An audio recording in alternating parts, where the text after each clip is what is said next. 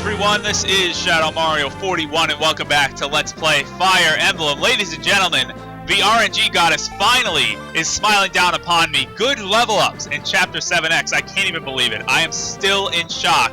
But I really do think this is a turning point. I have a good feeling for Chapter 8, Vortex of Strategy. I mean, my level ups couldn't have gotten worse, could they? I mean, I guess they could have.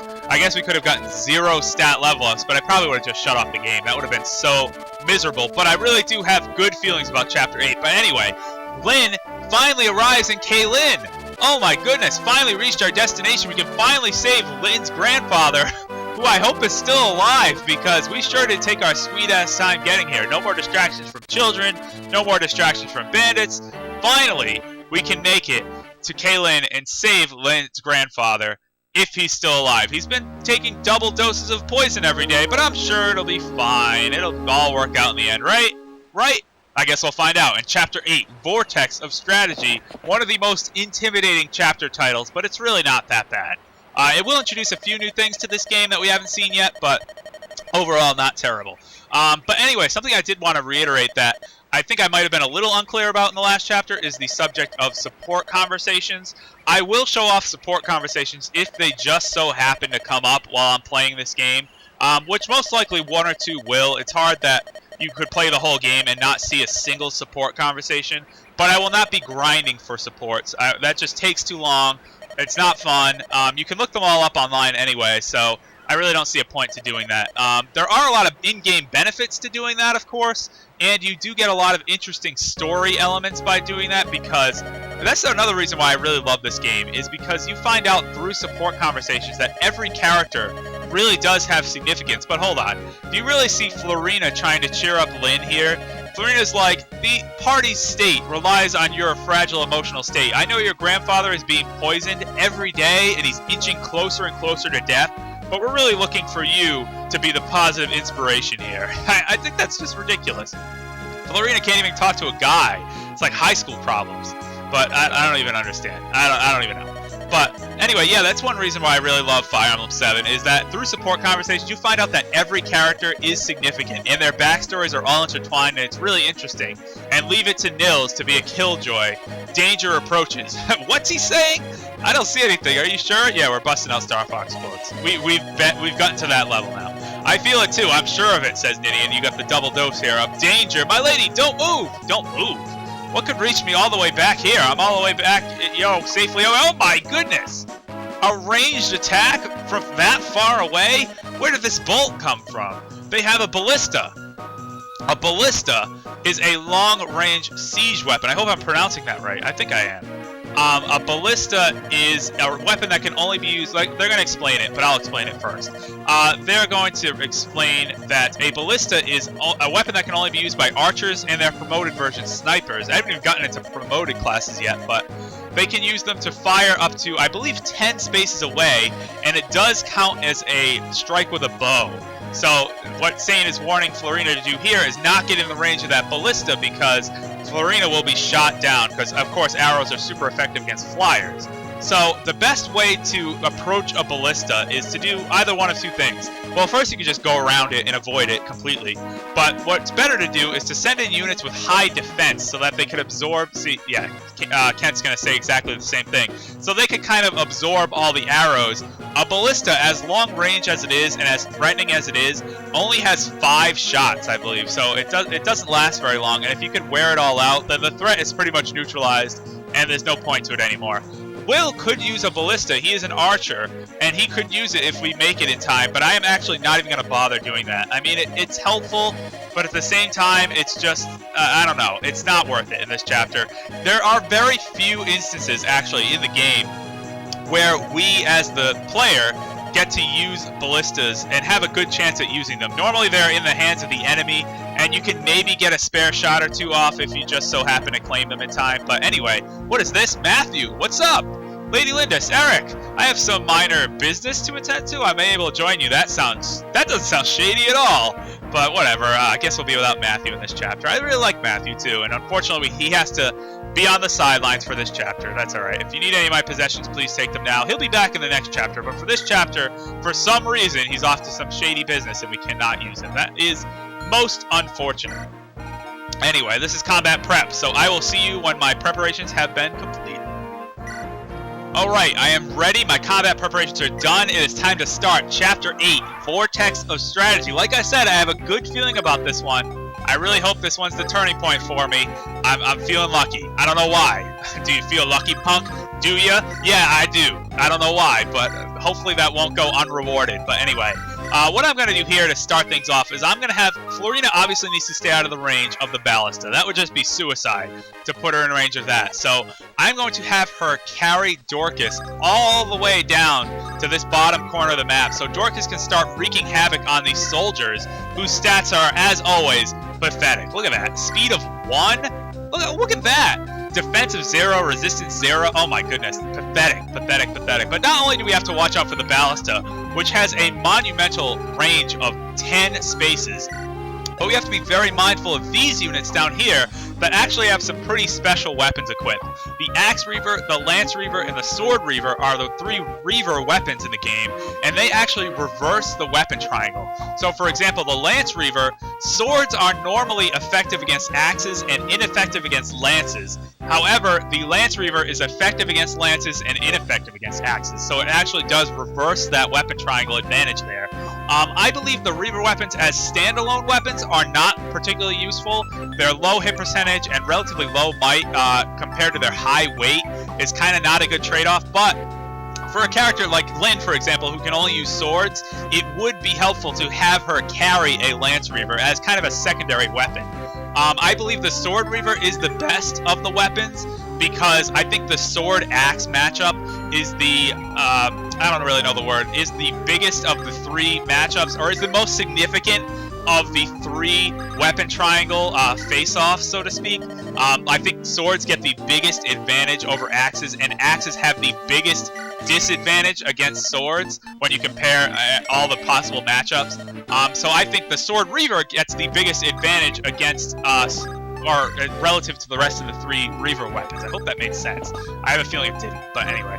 I'm going to just move all these units down here, and we can move into the enemy phase, where these soldiers are going to try to move over there to take on Dorcas. They are going to be helpless to take him on, though. And look at this. Only 1 damage. Notice the horse gets like a sword to the head, and it's like 1 damage, you know, no big deal. Whatever. Anyway, Lucius is going to get attacked by the ballista, but I have confidence in Lucius that he can definitely avoid that because of the forest tile. Ballistas are generally, they are accurate, but if you stand on a forest tile, like they probably have about, I don't know, 75% hit, and on a forest tile that reduces things to maybe like 55 or somewhere in that range. So really, you can get a pretty good dodge rating if you stand on one of the forest tiles. It's probably actually lower than that, with Lucius's high skill and speed. So anyway, Lucius can double attack that mage and can double attack this shaman to get rid of those threats, or non-threats, really. They really weren't threatening at all, but anyway, I'll get rid of those units easily. And now this archer's going to move up, and now it's my turn again. So I have to kind of leave Florina down here just sitting there doing nothing, which is kind of unfortunate, but I don't want to get her in range of this archer, and I definitely don't want to get her in range of the ballista. So she's just going to sit down there for now and just kind of do nothing. Lucius is going to continue to move over to the village. He'll probably get hit by the ballista this time, but that's okay. I'm going to have Urk move here, and I'm going to have Nils, who we haven't seen in the last chapter. I probably should have used Nils over Sarah. Actually, what ends up happening usually when I play this game, I know Sarah is very good if you do take the time to level her up and heal everyone and get all the experience, but Lucius usually ends up taking over as becoming the healer for my team. Only because Lucius can use offensive magic, so Lucius gets experience pretty quickly, and then can promote to a unit class that ends up using staves. I didn't even talk about unit promotions yet. That's not really relevant. I'll talk about it in the next chapter. It will become relevant, so I'll talk about it in the next chapter. But yeah, units can promote to other units, stronger classes and things like that, and Lucius gains the ability to use magic and healing staves. So Lucius ends up taking over general. Oh my goodness, a critical! Look at that! Lynn with a 5% critical chance is going to hog all the experience. I wanted to give the experience to Urk, but no, Lynn is just going to swoop in and take the kill. Alright, I'll have it your way, Lynn. Fine, with your tanky 6 defense. That's another thing, too. Normally, you have to kind of baby Lynn in this chapter and be very careful with her as well, because she normally has very low defense, but 6 defense at level 8? I don't have anything to worry about. That's fantastic. That's fantastic. I'm going to move Sane over here, because I kind of do want Urk to get attacked, believe it or not. I want Urk to get some experience. So we're going to wait out there, and this boss is going to be like, what are you curs waiting for? They're nothing but fleas. Call up for reinforcements in Russia. I didn't even look at the boss's name. I got to check the boss's name. That Cavalier is running away. Yeah, Urk should be able to dodge that. That's why I wanted that to happen, because I want Urk to get the experience of killing some of these units. There we go. We need some level ups for Urk. Let's go. Okay, here come the soldiers. These soldiers shouldn't stand a chance against Dorcas. Dorcas should be able to not only double attack all of them, but also avoid all of these lances. I mean, look at that, 29 hit percentage. I believe this other one will probably have about the same. Yeah, look at that, 31 hit percentage. Yeah, no. Yeah, oh, what is this? Dorcas, missing with an 86. Come on, man. We need to. No, none of that. None of that. Okay, oh, it missed with the ballista. Wow, I'm actually surprised. That was probably a pretty lucky dodge, so that's good. Alright, well that's good. That means I can actually go in and claim this village here. Normally what you have to do is I have to spend a turn healing with Lucius, so that I kind of don't get killed by the ballista, but no, I can actually just visit it right away. And we got this sickly looking old man who's training in the ways of the mustache. It looks like someone from, I don't know, it looks like a Jedi, an old Jedi from Star Wars or something. Yeah, remember the weapon triangle? This is important, so pay attention. There are some weapons that don't follow the normal rules. This is exactly what I said. Oh, we're actually going to get a Lance Reaver. I think he's going to give it to me. Good, give it to me. Okay, whatever. I don't need to hear you yelling in your red text. Remember that axes can beat this sword. I always think that they're yelling when you get that red text. Anyway, it is a pretty high weapon level item too. Good, so I'll get a Lance Reaver for myself that I can actually use whenever I'm ready. And yeah, if you notice, the Lance Reaver and the Reaver weapons are level C weapons. So I believe, what's Nils, or not Nils, Nils doesn't have a weapon level. Lynn has weapon level C, Wrath, no, Wrath can't use swords. Kent does, Kent has sword weapon level C. Does Sane have sword weapon level C? No, sword weapon level only E, so Sane would not be able to use the Lance Reaver right now. But anyway, I'm going to have Kent just move up here, because I want to rush the ballista, and I don't want this guy to escape and start to heal, because that would just be irritating. So I'm just going to take him out with Kent, and next turn we should be able to totally neutralize the ballista, so it is a non-threat from this point on. I should have Urk move here, and yeah, can double attack this guy and take him out. Like I said, I want to try to get Urk some more experience. Urk is a good unit. I don't want to diminish Urk's role in this army here, because Urk can get some stuff done. Like I said, I've played through this game before, and Urk has turned out to be a monster, but it largely depends on his speed. If he gets good speed, he can just end up annihilating everything, because he can double attack. If he does not, then he kind of just turns out to be mediocre. In my opinion, speed is the most important stat for that reason in Fire Emblem. I think speed is the most critical stat to level up. I mean, strength and stuff and defense is all good too, because you obviously want to be able to deal damage and not get hurt, but speed is critical, I think. HP and strength for Dorcas, that's it? That's really it? Come on, man, that's disappointing. Now that the archer's gone, I can move Florina up a little bit, but I still want to be careful. I'll actually move her somewhere down here. Actually, you know what? No, I won't. I'm going to move her. Can I move her on that river tile? No. I can move her here, though. I think she should be safe right there, right? I hope so, because I just moved her there. Okay, good. And last but not least, oh, Nils. Nils is definitely not safe, so I have to just leave Nils up there. And yeah, we're going to get some reinforcement soldiers coming in here. And Florina actually, I believe, is going to take out both of them. Yeah, I believe we're going to get 2 turns of reinforcement soldiers that appear from those forts. And if you noticed, actually something interesting is on hard mode, reinforcements appear and then can move on the same turn. On normal mode, reinforcements will appear after the enemy phase. So that is a big difference between normal mode and hard mode whenever you play. So you definitely have to keep that in mind. Lucius dodging the ballista again. Wow, that ballista, I hyped that up to be like a big threatening thing. It didn't do jack. It didn't do anything. It's pathetic. I'm gonna have Sane take it out with a sword. You don't get a battle animation when you go up against a ballista. I guess it counts as like a special unit. Kind of like how you don't get a battle animation when you go up against... Oh, good level up, finally! Look at that, Sane redeeming for Dorks' failure. Wow, Sane might actually be useful. Hold on, I'm gonna hold my judgment on using Kent and Sane. Sane actually might pan out with that level up. He might have just saved himself and might be useful. I don't know. We'll see how things pan out. But anyway, I was kind of surprised by that. I'm actually kind of impressed. Okay, Wrath cannot weaken that without killing it, so I don't really want to do that. I don't know if any of these enemies will move. I'm going to place Wrath down here just to see if they will, because I don't think they'll be able to hurt him at all. I'm going to move Florina out of harm's way. I can finally start moving Nils down here to catch up with everyone else. Same thing with Lucius. I believe Lucius can move over these hill tiles, I believe, or the mountain tiles. Maybe not. Maybe not. I forget if Lucius can move over those or not. Let's just have him go all the way around. Actually, we can use Nils to help Lucius catch up a lot faster. I want Urk to go over here and take out this brigand. Oh, he cannot! Cannot get the double attack. Oh man, that's disappointing. Kent should be able to... Okay, good. Kent can weaken him. Good. That's what I was hoping for. I was hoping one character would be able to weaken the brigand, but not take him out. That is a critical strategy in Fire Emblem when you want to get units experience, specific units experience, because you want to kind of weaken enemies down to 2 HP, 1 HP, somewhere in that range where a weaker unit can come in and take them out and get a lot of experience. If you've noticed, obviously you get a lot more experience for a unit kill than you do for just damaging them. So anyway, Urk with a good level up. Yes, I like it. Good level ups, getting magic, HP, speed, and luck. All right. This is what I'm talking about. My fate is beginning to turn around here. I like it. All right, these two soldiers should be able to not even do anything to Dorcas, just like the last two soldiers. Although I hope Dorcas doesn't miss one of his strikes here.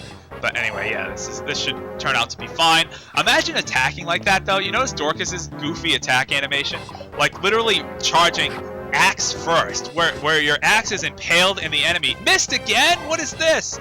Your axe is impaled in the enemy, and your feet are, like, way up in the air. Like, you're hanging by your axe, which is lodged into the enemy's skull. That would be awkward and weird. Okay, these enemies do move. Good. I'm glad I sent Wrath down here to kind of test the waters. But Lance Reaver actually has a 4% crit, so we have to be careful of that.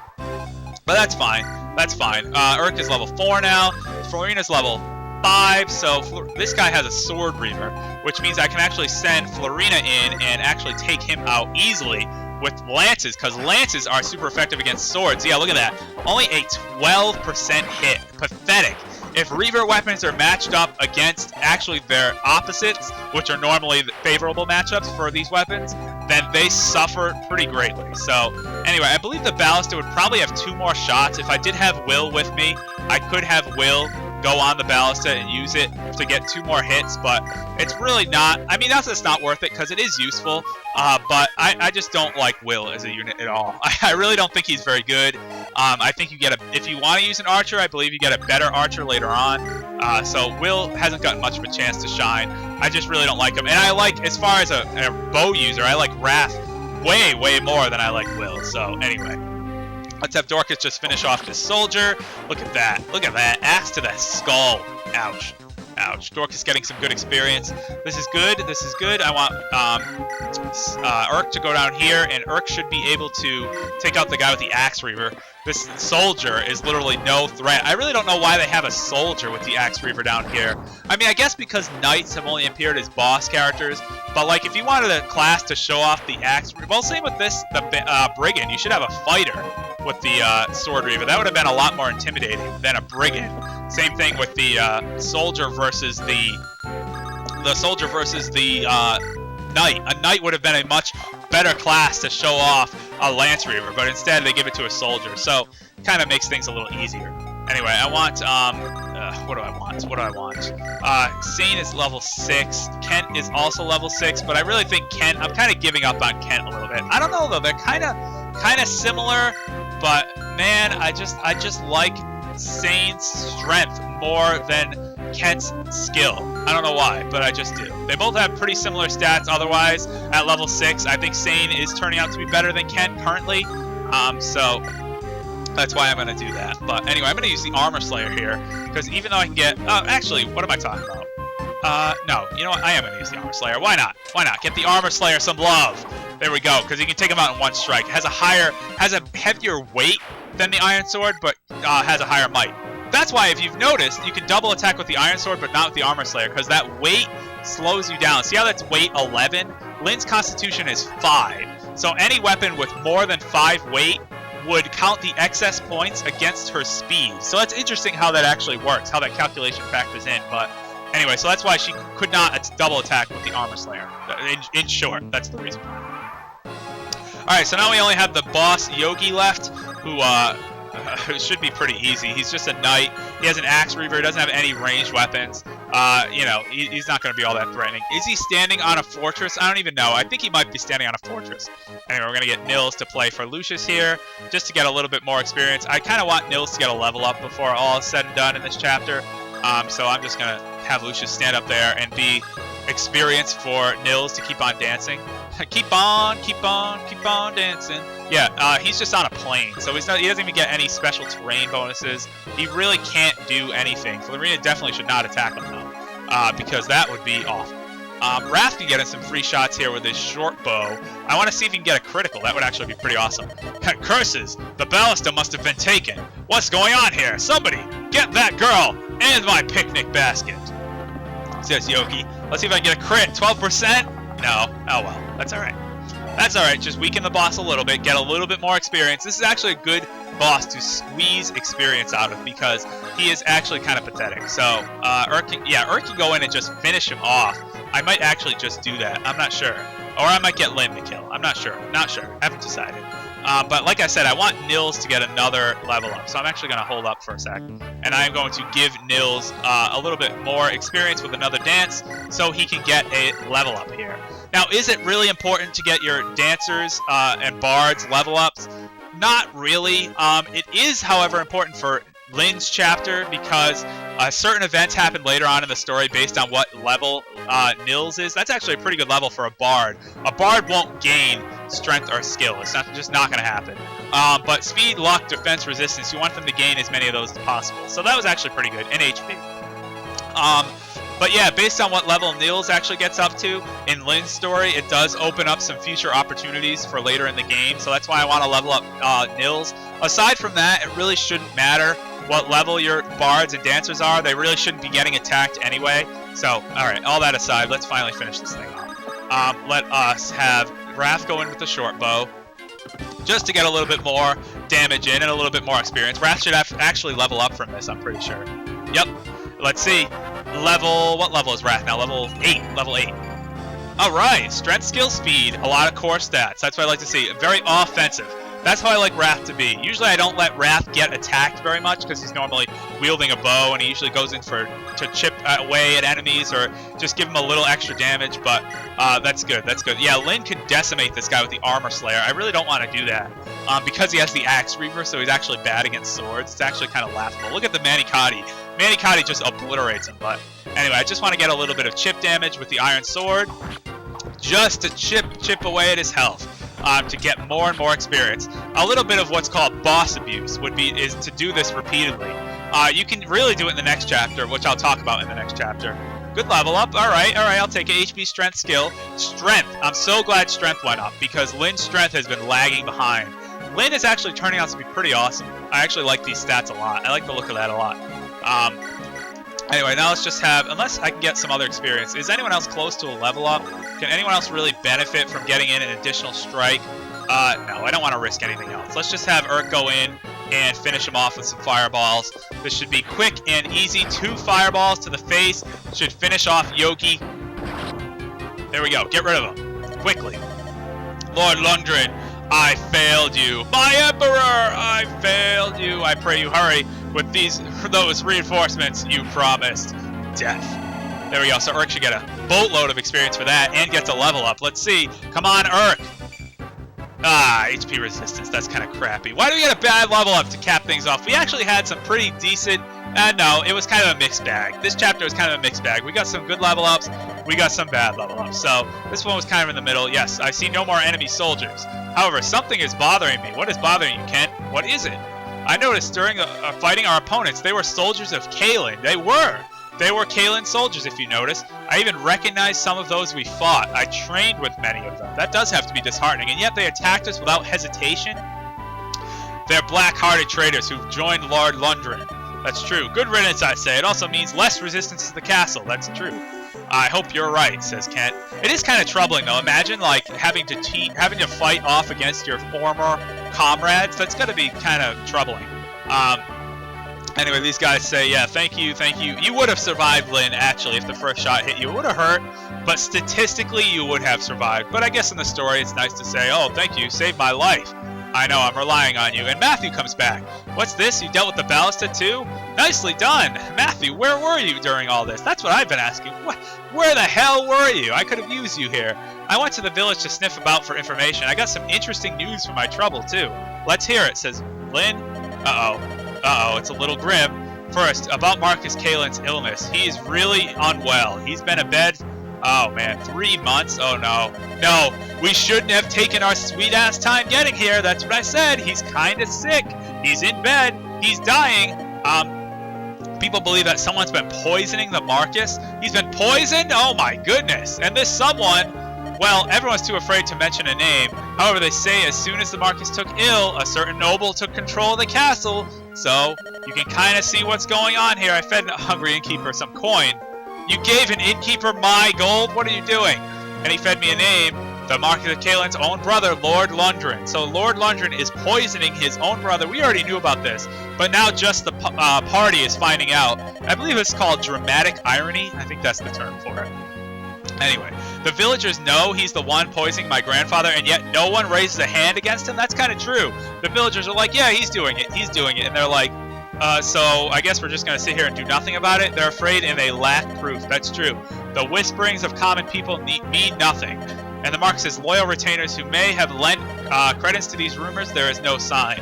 Are you saying that they've been silenced? So it's a fair assumption. So Lord Lundgren is really not messing around here. He really wants to claim that throne, and he is trying to kill off his brother as fast as possible. There's more news. An imposter's appeared, claiming to be the Marquess's granddaughter.